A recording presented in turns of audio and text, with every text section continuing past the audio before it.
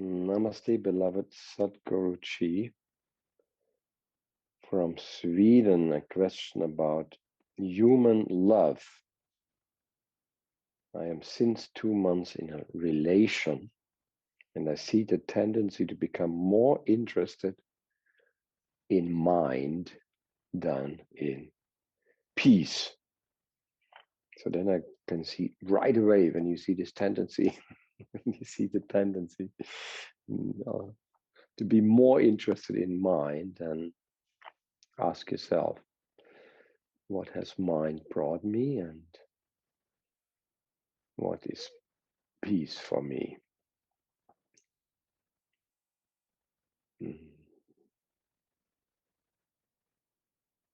He writes, before the relation, it was very easy to be dedicated in peace.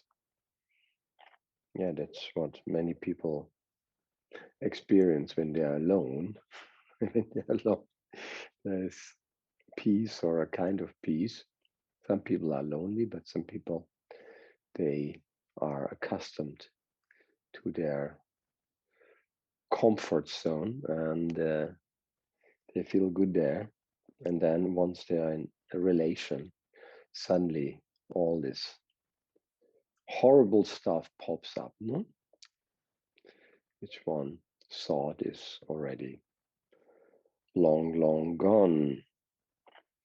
At the same time, I can see that my mind tries to push her away.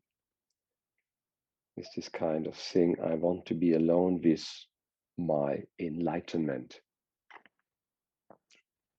So you see, dear Rudra, as somebody who experienced himself, who somehow owns enlightenment, my enlightenment faces suddenly this challenge of human interaction, And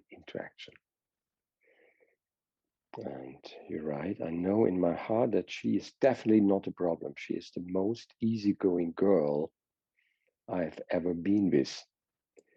It's the mind's misuse of this meeting that is the problem. Yes, you see, mind likes to use whatever to have your attention, use your life force, and will, as I said so often, not give you peace.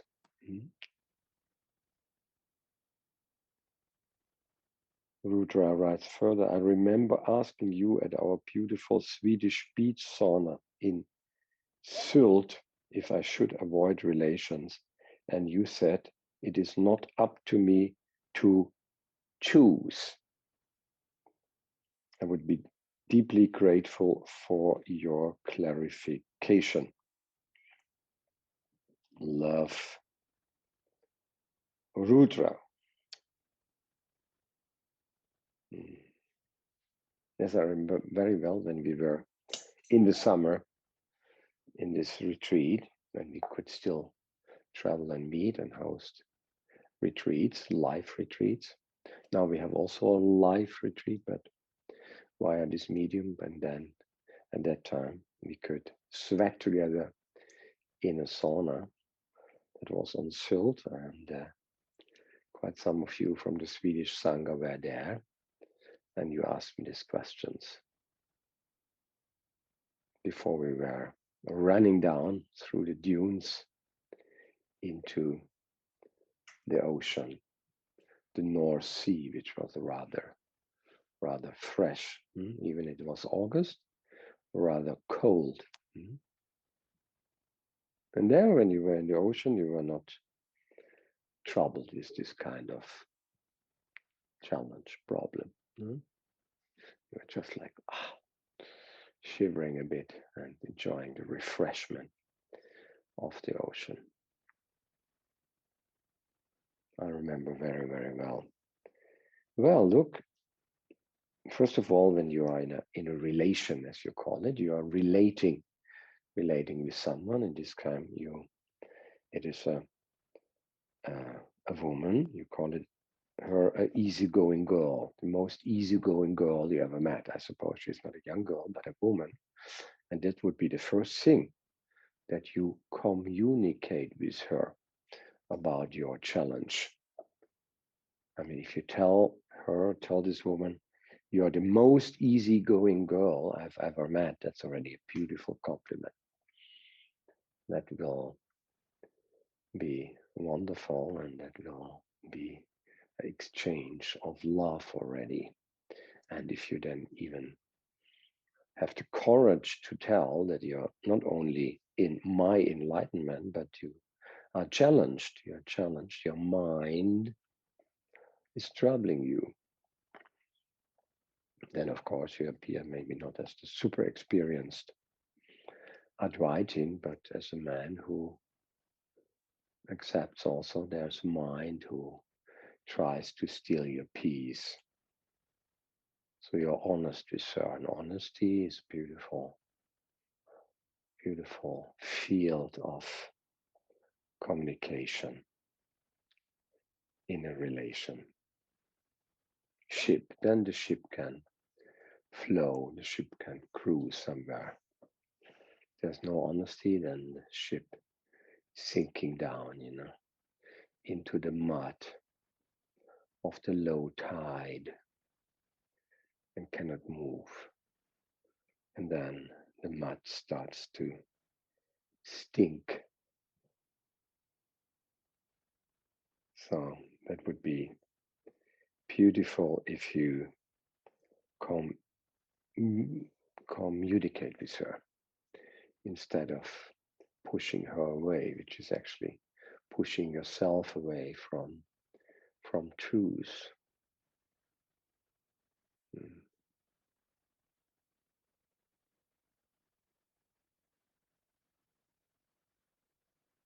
No, this living truth and living self-inquiring can do very well in a relationship too.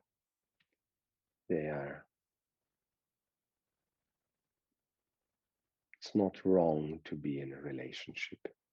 It's possible to live truth and aspire truth and to inquire into reality and still be in a relation, because relation is natural.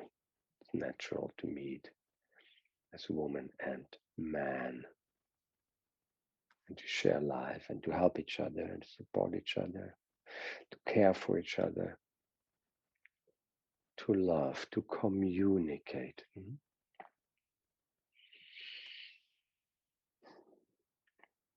Of course, first humans usually fall in love, call it falling in love, kind of a attraction, chemical attraction of the two bodies. And this attraction is for some time very joyful, but then after some time, somehow this attraction, the pure physical attraction or the attraction of the personality, becomes less. And then it's very important that it shows if your relationship is a spiritual relationship, also spiritual relationship, where you communicate also not only on this physical attraction, not only on this personal attraction, but you have really a beingness together is there. Understanding if you care, if you really care for the other. I remember very well when I was a young man, there was this beautiful book. Maybe you also read it at that time. I read it already probably 40 years ago. Actually, the book was written when this body was born already a long time ago, more than 60 years ago,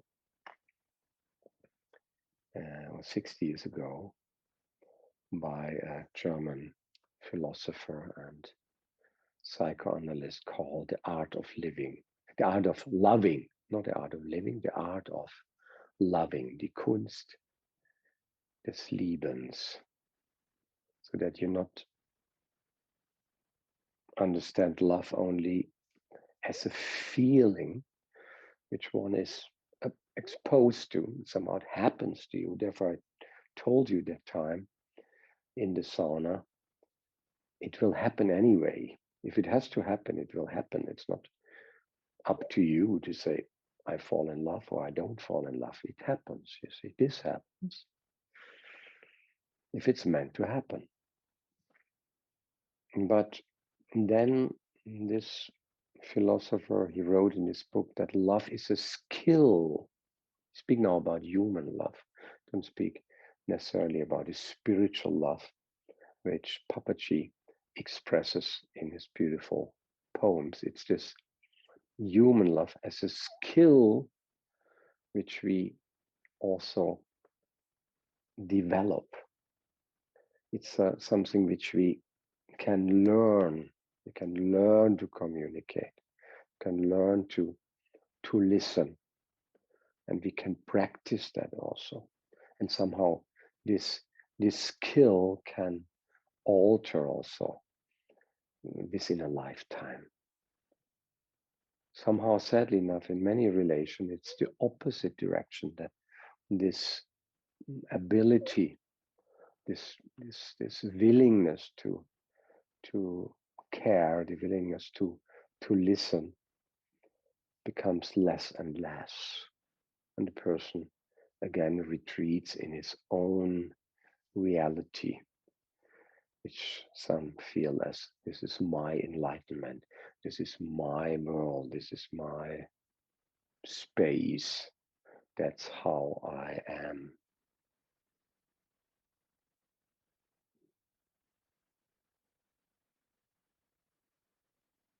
So this philosopher spoke about 4 basic elements of love. Number 1 is care.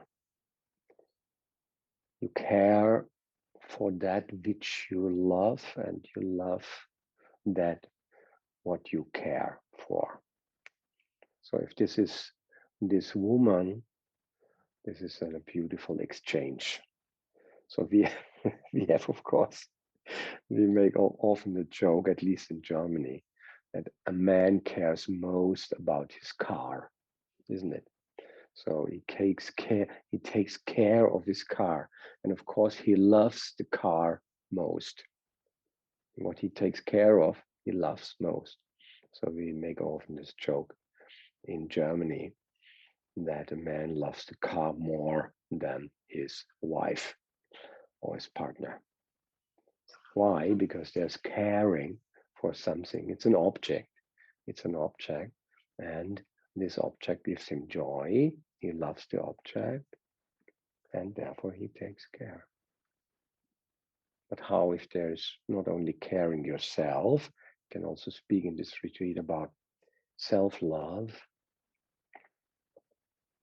what we do and what I advise you by eating good food and drinking a lot of water and use the right fruits which boost your immune system and so on.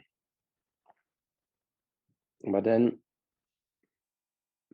in his very wise opinion, I find this philosopher had an understanding of human love, which maybe he was 100 years or 200 years before his time. He speaks then also about a sense of responsibility.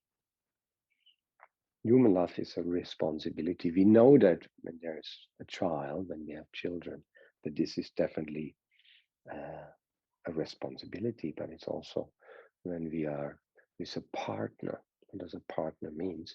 A part of me. So is there a willingness to meet the needs and maybe even the wishes of my partner? Have you asked your partner for her needs, for her wishes. That doesn't mean that you have to live up to all her wishes, but at least you listen to them.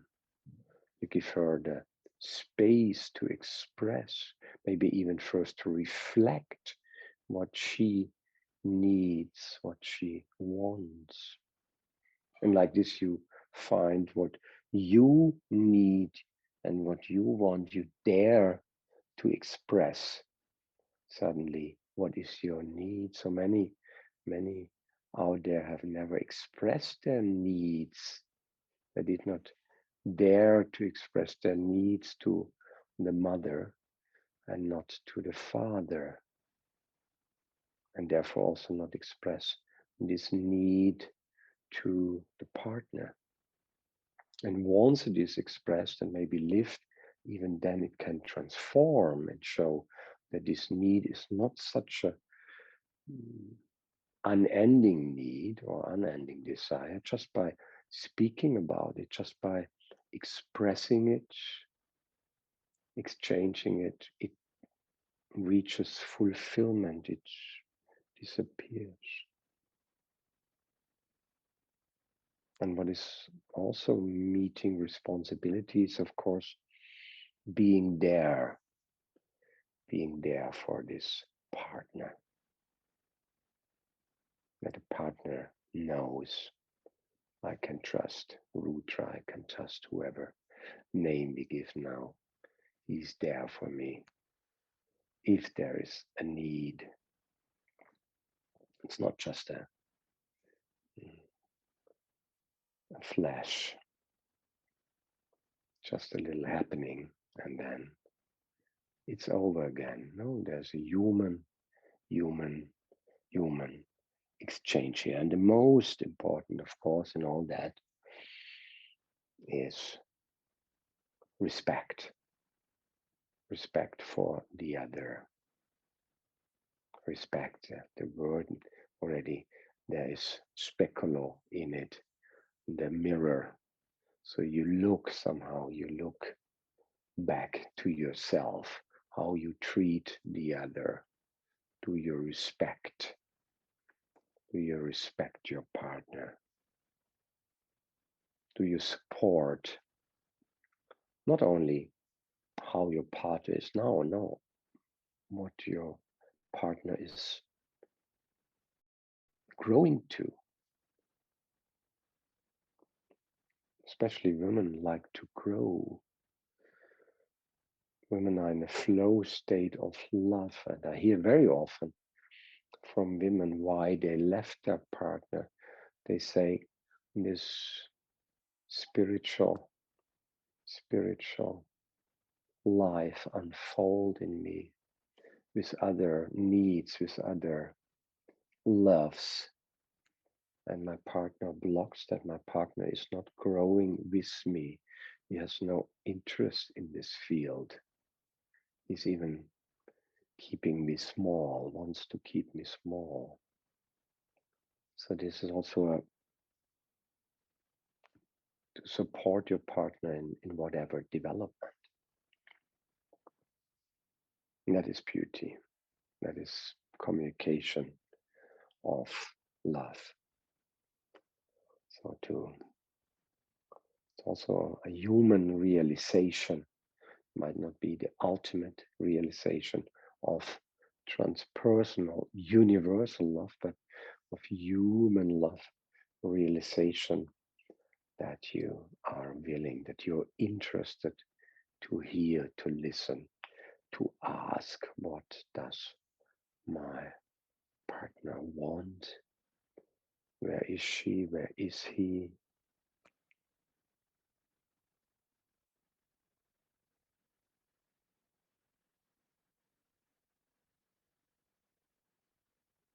This is a requirement for human love, vitality, exchange.